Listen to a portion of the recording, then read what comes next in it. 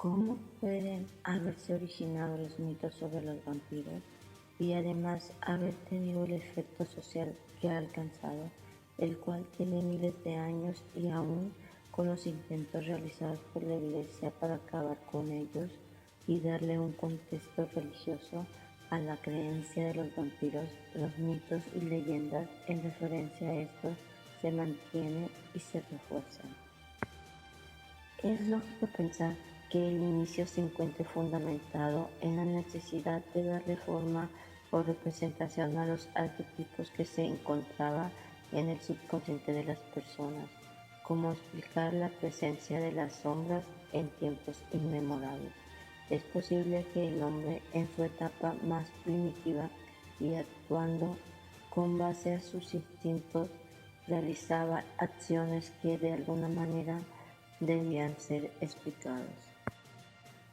No podemos olvidar que el ser humano en su momento más primitivo pudo ser la representación de su lado salvaje, el cual se encuentra latente en su sistema límbico y además en un constante conflicto con las normas sociales y religiosas.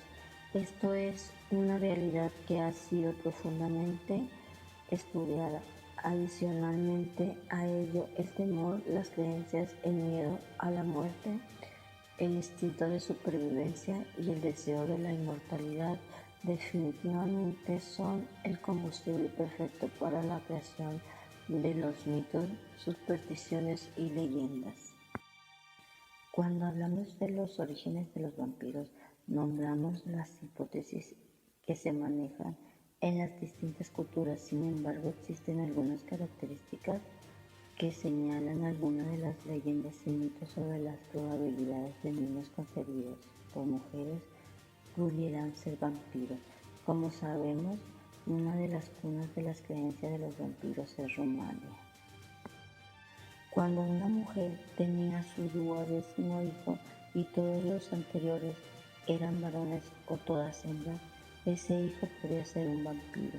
Otra probabilidad era cuando el hijo nacía con la cabeza envuelta en la placenta de la madre o era muy velludo. Por su parte, los eslavos temían a los nacidos los sábados santos porque tenían muchas probabilidades de ser vampiros. Debemos comentar que los vampiros son en extremo longevos. Hay culturas que señalan que son realmente inmortales, otras sí dan un término de vida que se ubica entre los 800 y 6000 años de inmortalidad. Se dice que alargan su vida porque al ser su alimento del fluido vital de los seres vivos se hacen inmortales. Sus habilidades y poderes le confieren la seguridad de prolongar su vida, aun cuando se encuentran en riesgo de ser asesinados, porque es muy difícil acabar con la vida de un vampiro. Los vampiros son corpóreos humanos, por lo tanto físicamente pueden ser muy diferentes unos a otros. No tienen una apariencia física en particular, sin embargo hay características que pueden ser reconocidos como es la palidez de su piel, también su temperatura, la cual es usualmente más baja que la de los humanos.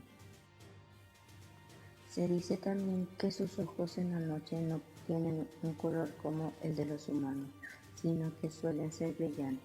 Son generalmente personas bellas con cuerpos deseables y muy sensuales. Sus cabellos son lisos, brillantes, tienen una apariencia de estar siempre pulcros. La razón por la que los vampiros son tan semejantes a los humanos se debe a que ellos fueron humanos, por lo tanto mantienen características, son extremadamente cultos, tienen todo el tiempo del mundo para vivir sus propias experiencias, por lo que son muy exitosos, inteligentes y con muchas habilidades. Aunque hay una de las especies de vampiros que mantienen muchos de sus rasgos primitivos. A principios del siglo XX se crearon unos kits matavampiros porque se lograron identificar que son sensibles a los objetos religiosos como la cruz y el agua bendita, y estos eran ofrecidos a los viajeros que iban a Europa del Este. Actualmente forman parte de los museos o colecciones particulares, pero como podemos notar a un vampiro, una de las maneras más divulgadas es la que se dice que hay que clavar una estaca de madera en el corazón.